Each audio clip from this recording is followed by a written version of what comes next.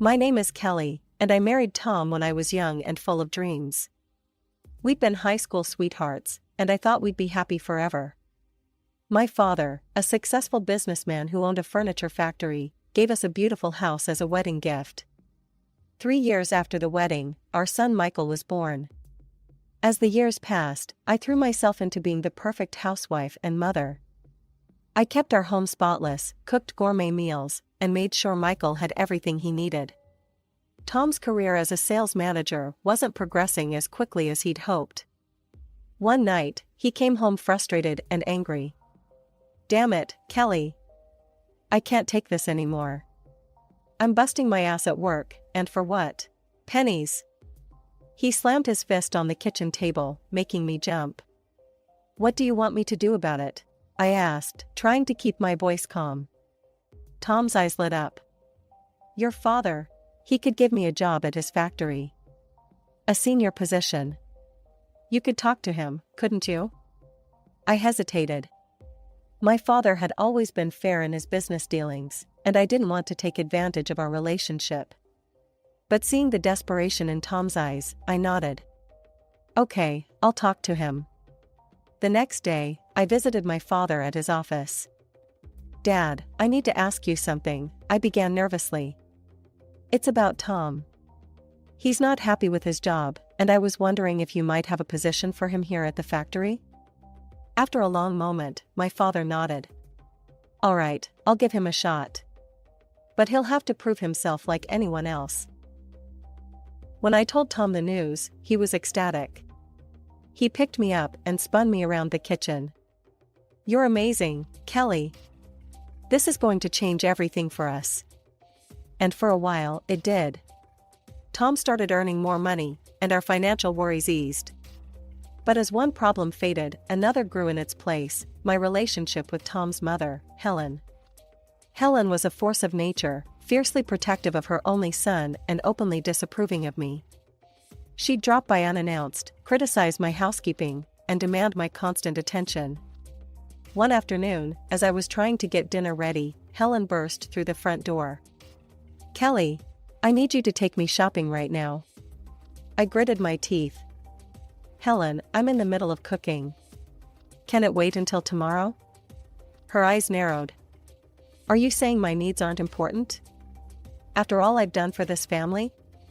I bit back a retort, knowing it would only make things worse. "Of course not. Just give me a few minutes to finish up here." As I drove Helen to the mall, listening to her complaints about my driving, my cooking, and pretty much everything else, I couldn't help but wonder how my life had become this way. I was an intelligent, capable woman, yet here I was, catering to everyone else's whims while my own dreams gathered dust. One particularly frustrating afternoon, Helen barged into our home unannounced, as usual. "Kelly," she called out, her voice grating on my already frayed nerves. "I'm hungry. Make me something to eat." Biting my tongue, I set aside the laundry and trudged to the kitchen. As I prepared a meal for Helen, she sat at the kitchen table, criticizing my every move. "You're using too much oil," she snapped. "And for heaven's sake, cut those vegetables smaller. Don't you know how to cook properly?" As I placed the finished meal in front of her, I hoped she'd eat quickly and leave. But to my dismay, she packed up all the food I'd prepared and stood up. "I'll be taking this with me," she announced. "I have bridge club tonight, and this will do nicely for snacks." I stared at her in disbelief. "But Helen, that was supposed to be our dinner." "Oh, you can always make more," she said, already heading for the door. "It's not like you have anything better to do with your time." As the door slammed behind her, I sank into a chair, feeling defeated. I glanced at the clock, realizing I now had less than an hour to prepare another meal before Tom got home from work. When Tom arrived, he found me frantically trying to get dinner on the table. "What's going on?" he asked, loosening his tie. "Why isn't dinner ready?" I explained what had happened with his mother, hoping for some understanding or support. Instead, Tom's face darkened. "Mom was here, and you didn't make her feel welcome?" he demanded. "Kelly, you know how important family is to me.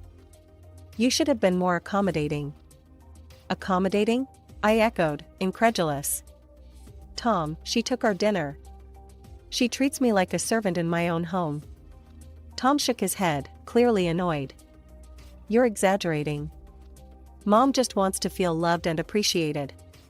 Is that too much to ask? As we ate the hastily prepared meal in silence, I couldn't help but feel a growing distance between us. Tom, once my high school sweetheart and closest confidant, now felt like a stranger across the dinner table.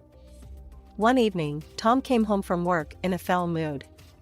His face was red with anger as he slammed the front door behind him. Kelly, he bellowed. Your father is a tyrant, a despot. He humiliates people and uses them like pawns in his little game. I was taken aback. My father had always been fair and kind in my experience. What happened? I asked cautiously. Tom's eyes flashed with fury.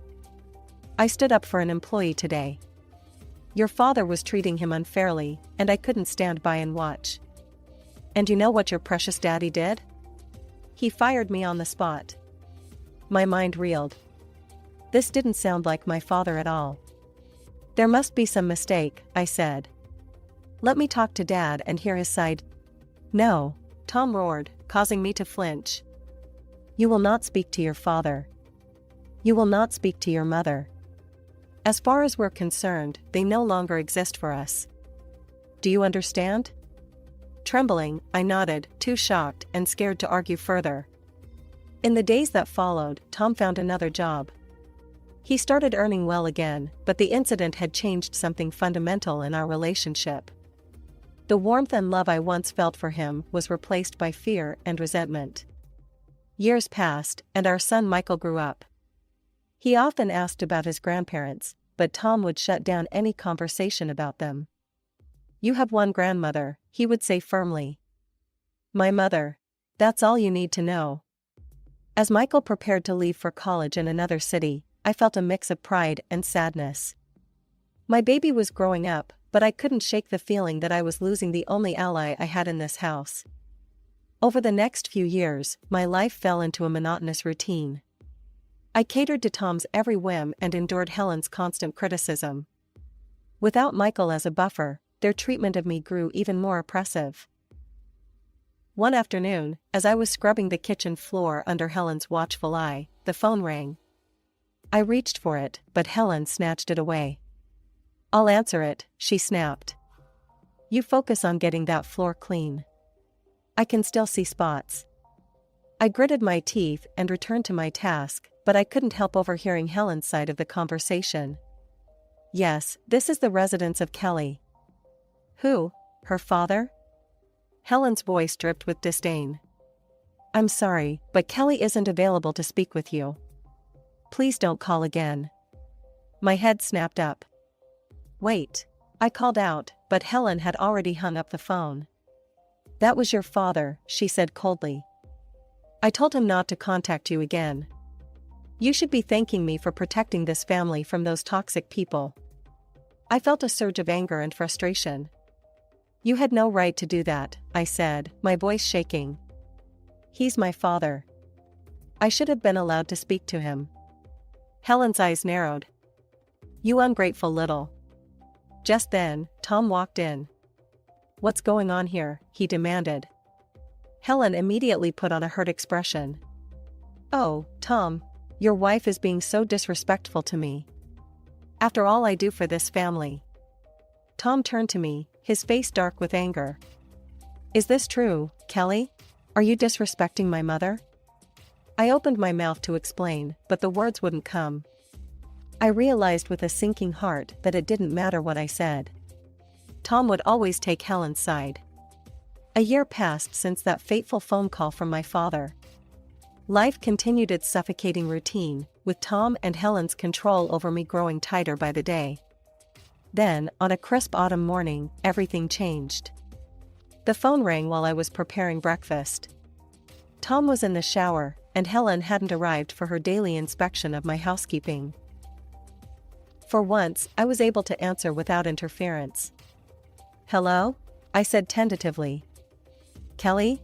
Is that you? The voice on the other end was familiar, yet distant, my father's voice. Kelly, it's your mother. She's very ill. The doctors, they don't think she has much time left. She needs you. We both do. Just then, I heard the bathroom door open. Tom would be down any minute. I'll try, Dad. I promise I'll try, I whispered before quickly hanging up. When Tom entered the kitchen, I was fighting to compose myself. Who was that on the phone? He asked suspiciously. I took a deep breath. It was my father. My mother is very ill, Tom. She's dying. I need to go see her. Tom's face hardened. Absolutely not. We've been through this, Kelly. Your parents don't exist for us anymore. I felt something snap inside me. For the first time in years, I stood up to him. I'm going, Tom. With or without your permission. She's my mother, and I won't let her die without saying goodbye. Tom's jaw clenched. Fine. One day. That's all you get. And then you come back home where you belong. I nodded, not trusting myself to speak. One day was better than nothing. With shaking hands, I called my son Michael and told him what was happening. To my surprise and relief, he immediately offered to accompany me. The next morning, Michael and I set off for my childhood home. When we arrived, my father met us at the door. He looked older than I remembered, grief etching deep lines in his face. Without a word, he pulled me into a tight embrace. He led us to my mother's room. She lay in bed, pale and frail, but her eyes lit up when she saw me. Kelly, she whispered, reaching out a trembling hand. My baby girl. I rushed to her side, clasping her hand in mine. Mom, I'm here. I'm so sorry. Can you ever forgive me? She smiled weakly. There's nothing to forgive, sweetheart. I'm just glad you're here now. We spent the day by her bedside, sharing memories and making up for lost time. As the sun began to set, my mother's breathing became labored. She squeezed my hand and looked into my eyes. Kelly, she said softly. Promise me you'll live your life. Really live it. Don't let anyone cage your spirit again. Tears streamed down my face as I nodded. I promise, Mom. I promise. She smiled one last time, then closed her eyes. Her hand went limp in mine. She was gone. Suddenly, my phone began to ring incessantly. I knew without looking that it was Tom. I answered the call, moving to the hallway for privacy. Tom's voice, sharp with anger, cut through the line. Where the hell are you, Kelly? You were supposed to be back hours ago. Tom, I can't leave yet, I stammered, my voice thick with emotion. My mother just passed away. I need to stay for the funeral. Absolutely not, he roared. I told you one day, and that's all you get. If you're not back by tomorrow, don't bother coming back at all. His words hung in the air, a threat and a promise all at once. For a moment, I was tempted to give in, to rush back to the life I knew.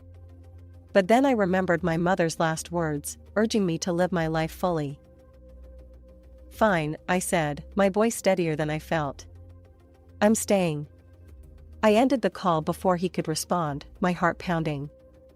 I had just defied Tom for the first time in our married life, and it was both terrifying and exhilarating. The next few days passed in a blur of grief and preparations. On the day of the funeral, as we stood solemnly around my mother's grave, my phone began to ring again. Tom's number flashed on the screen. Without thinking, I pressed the speaker button, if only to quickly silence it. Tom's voice, loud and angry, burst forth for all to hear. Kelly, this is your last chance, he yelled.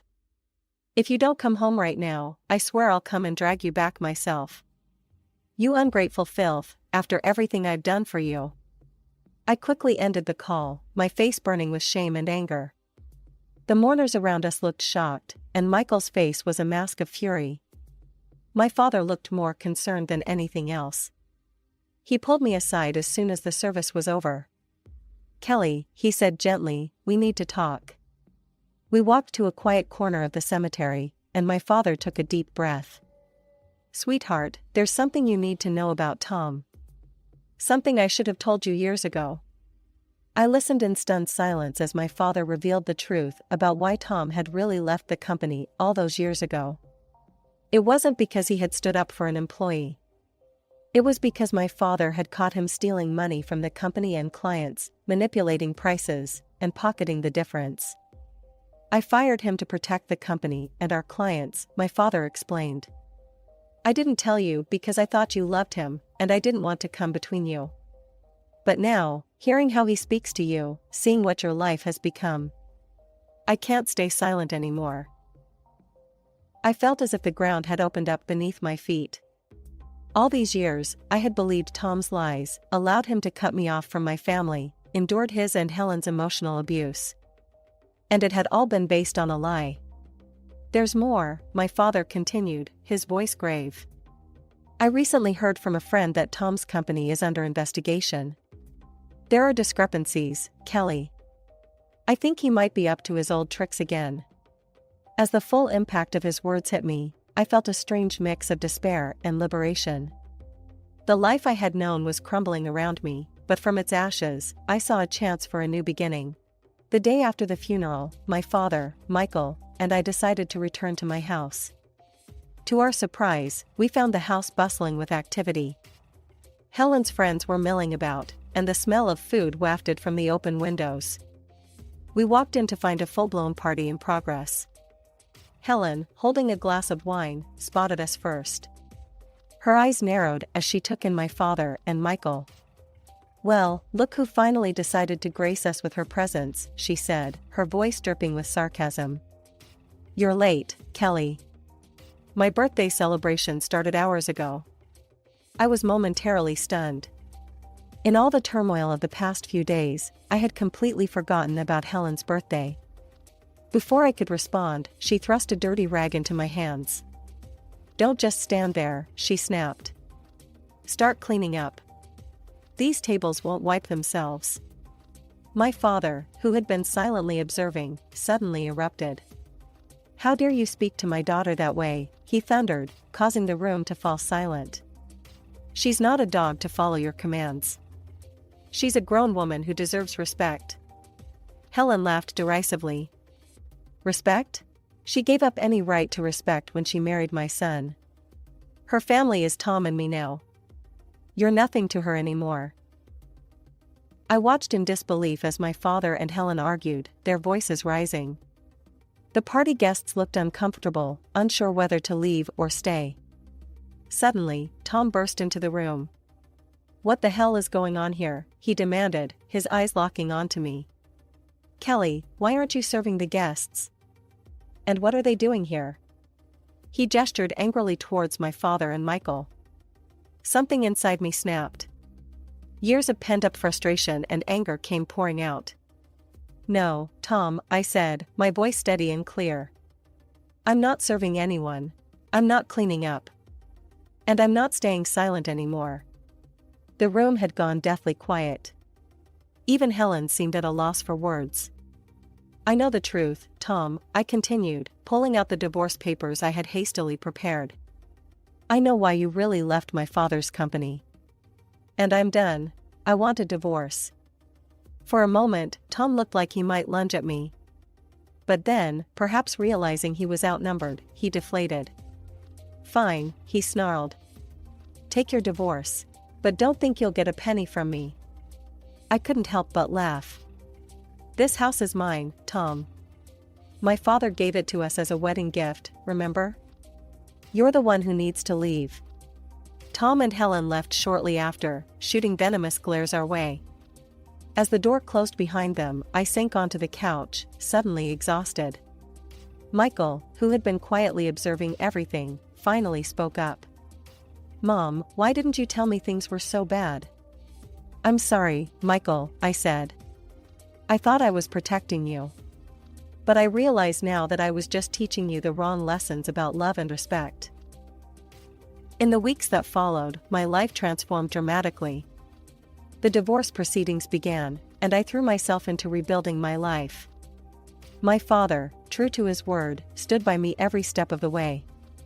One afternoon, as we sat in his study discussing the future, my father broached a subject I hadn't expected.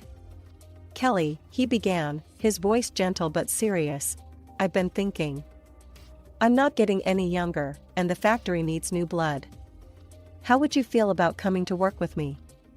I blinked in surprise. "Me? But Dad, I don't know anything about running a business." He chuckled. "Neither did I when I started. You're smart, Kelly. You can learn. Besides, it's about time you had a chance to spread your wings." Over the next few months, I immersed myself in learning the business. My father was a patient teacher, guiding me through the intricacies of running a furniture factory. I discovered a passion for design and innovation that I never knew I had. Meanwhile, the divorce proceedings dragged on. Tom, true to form, fought me every step of the way. He contested the ownership of the house, and even attempted to turn Michael against me. In the end, justice prevailed. I was awarded the house and substantial financial compensation for years of emotional abuse.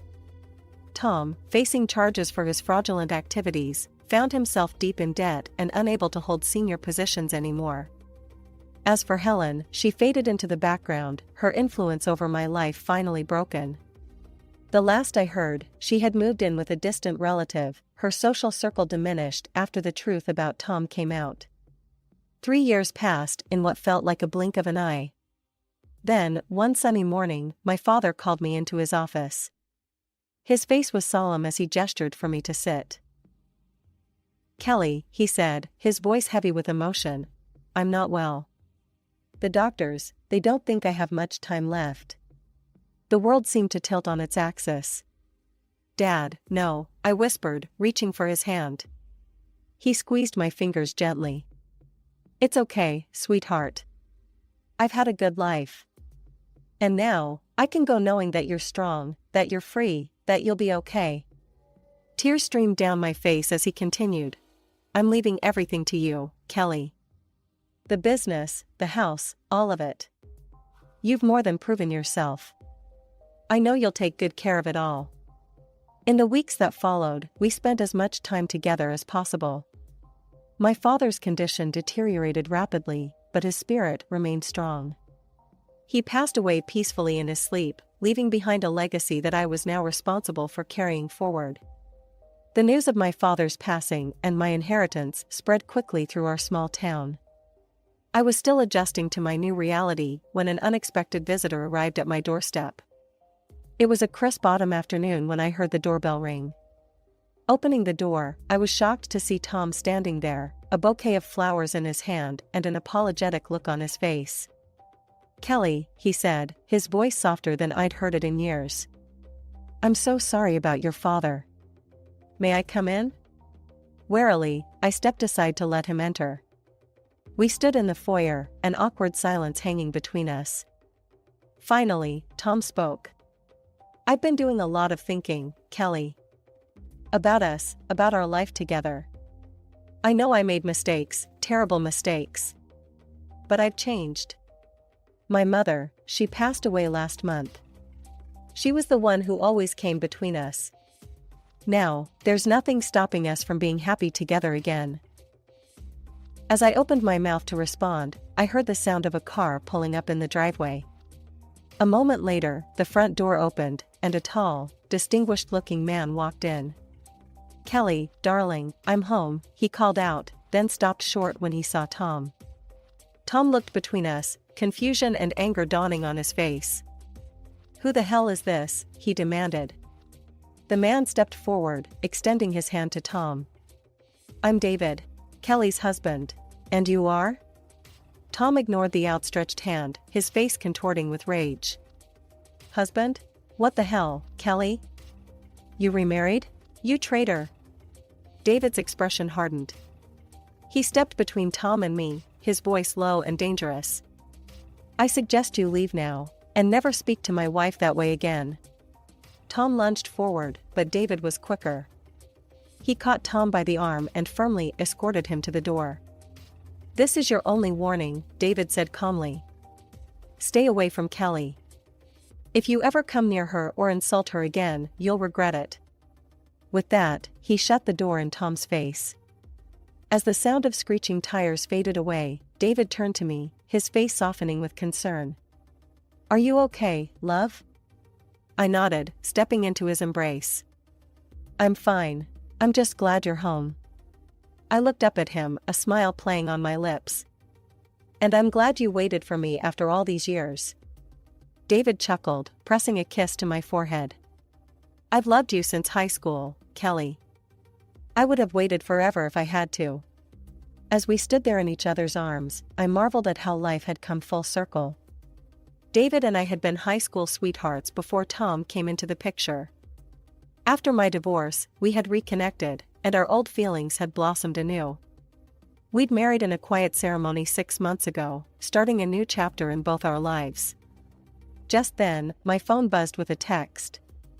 It was from Michael. "Mom, great news. Jessica's pregnant. You're going to be a grandmother." In the months that followed, life settled into a beautiful rhythm. Michael and his wife Jessica moved back to our city, eager to be close to family as they prepared for their baby's arrival. They joined us at the factory, bringing fresh ideas and energy to the business.